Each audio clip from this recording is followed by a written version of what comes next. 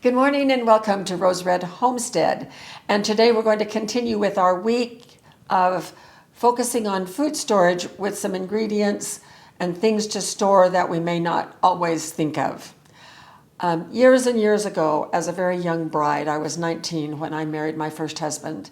And we finished our last year at the university together, and then he was accepted to dental school and we moved to Houston, Texas. And we did not have children for about almost 6 years. And so it was just the two of us. And things were really, really tight. Dental school is expensive. We did not get student loans. We were paying for it as we went. And my beginning salary as a sixth grade teacher in Houston, Texas in 1965 was $4,590 per year for teaching. And that's what we had to live on. And my then husband was very much of he held on very tightly to money. He was a budgeter, and I had $5 a week for our groceries. And I stuck to that. We had to stick to that because we just didn't have anything else. We lived in a very small upstairs apartment. We subsisted under those conditions for his 4 years of dental school. I remember that when I would go to the grocery store to buy groceries, I bought pretty much the same thing every week with a few variations to keep it interesting. But one thing that I always bought was one package of American Beauty spaghetti, the smallest package that they had, one packet of American Beauty spaghetti sauce mix, and one packet of taco seasoning. And in those days, I could get hamburger 5 pounds for $1. That's right, 5 pounds for $1. Gas was 17 cents a gallon. Those days are certainly long gone. And so we lived on hamburger, and every Friday night was taco night. Every Tuesday night was spaghetti night. And then the other days of the week, I would vary things a little bit with the hamburger that was left from the 5 pounds that I got for $1. I have not thought about that for a really long time, how important those little seasoning packets were to me. I could not afford in those days to have a whole cabinet full of spices where I could mix together my own taco seasoning or my own spaghetti sauce mix. And of course, there weren't jars of spaghetti sauce back then. You either made it from scratch or you bought those seasoning packets. So I have given some more thought to that idea of those seasoning packets. And after we moved into this house, we brought with us from our previous house, I had quite a few of those little foil packets of seasonings, and I had it in a shoebox that I kept right here in the cabinet. And after we had lived here for a couple of years, I rediscovered that box of my little packets of seasonings, and I took it down, and it was filled with bugs. Little hard-shelled, I think they were some kind of a little beetle, and they were about as big as a piece of rice. They didn't fly that I could see, they just crawled around, and those darn critters could eat right through the foil packets, which is why I now keep my little seasoning packets in this bucket with a gamma lid. And I love gamma lids. They're so darned expensive, but I buy them anyway. So I thought that I would share with you, and some of these I have just purchased for this video, things that we will use, because in giving thought to what it might be like if the grid goes down, if we have to live on what we have stored, I'm going to want some versatility. I'm going to want some variety. I'm going to want some variety in texture and taste. And I may not always have the seasonings that I need in order to do that. And these little packets used to be 39 cents, but now they're from $1.19 to $2.99, the ones that I got for this video. But I just want to show you and give you some ideas. I did some research on these, and there are some that come very highly recommended where they did taste tests on the same thing across a variety of brands, and then they made a recommendation. Now, I have used for years these powders. This is poultry gravy mix, and this is McCormick, and it has a really good flavor, and I have used the brown gravy mix. And then for years and years and years, I have used taco mix. I prefer the McCormick taco mix, but I ran out, oh, I don't know, a couple of months ago, and Jim brought some of these home, and these work just fine as well. So I want to go through my little bucket of stuff, and I'll tell you which ones came highly recommended, and we'll sort of sort them into, I'm just going to reach in and grab. So this is Pioneer Sausage Country Gravy Mix, and this one was just a little bit over $2. I should tell you I have never eaten sausage gravy over biscuits, which is what it is showing right there with some sausage on the side. But I bet it just sounds delicious. And this is a little bit expensive for my taste, but to have something like this, the convenience of this, where all you do is add water, that sounds pretty good to me. This brand, Pioneer, country sausage gravy was the number one in its category. Here's another Pioneer. This is turkey gravy right here. For a recipe the other day, I needed some onion gravy mix, and Jim found this for me. So here's another gravy. We're going to put our gravies right here. Put them at the front like this. I think we have a lot of gravies.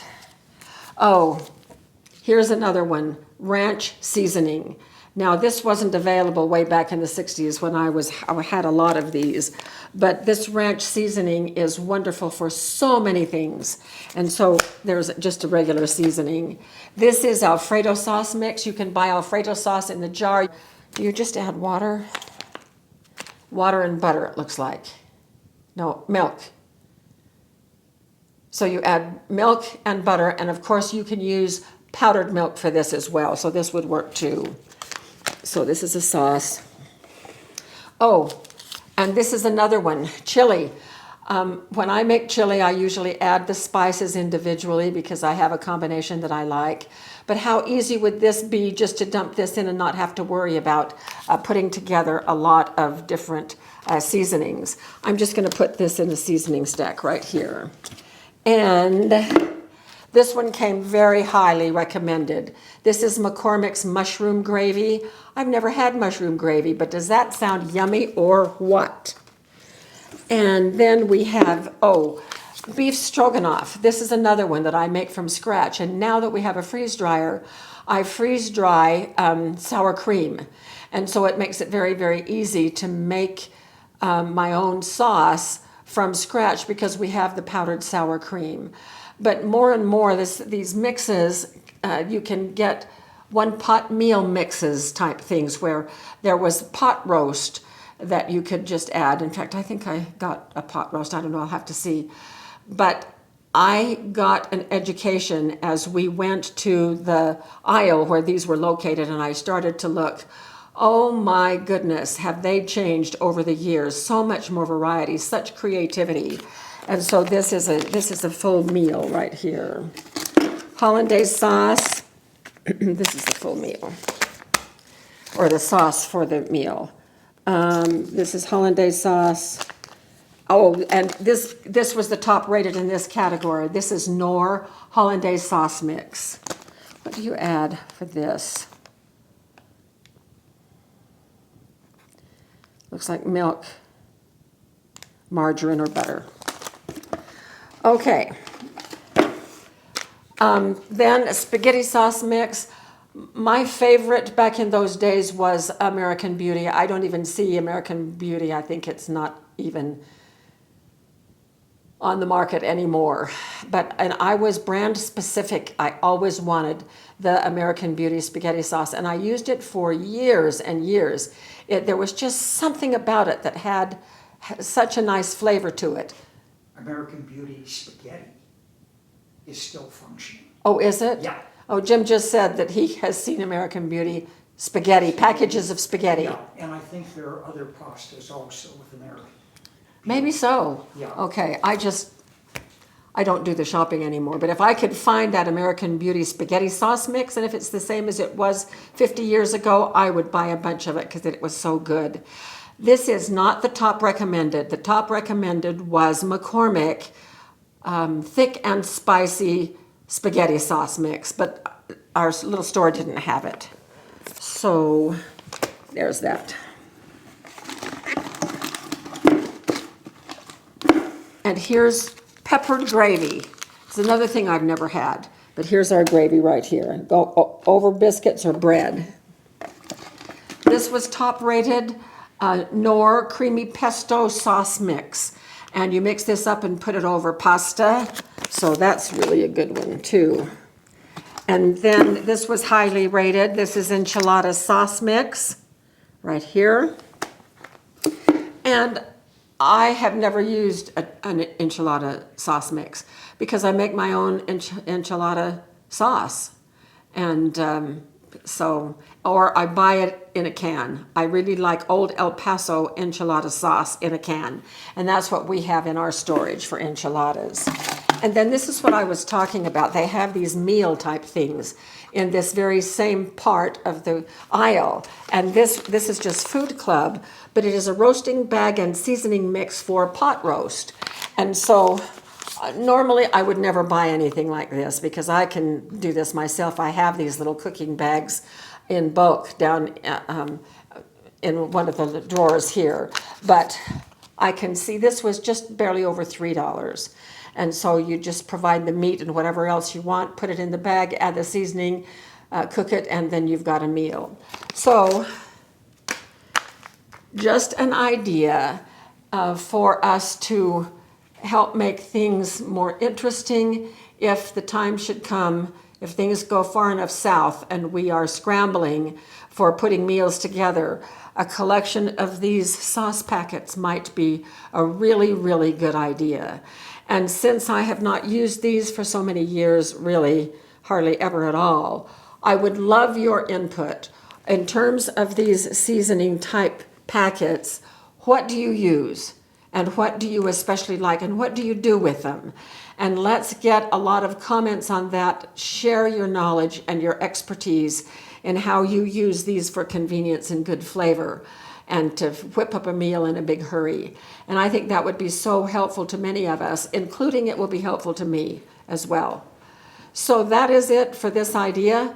Hope you enjoyed this and hope you will comment on your ideas in this very same vein. And thank you so much for being with us, and we will see you again very soon.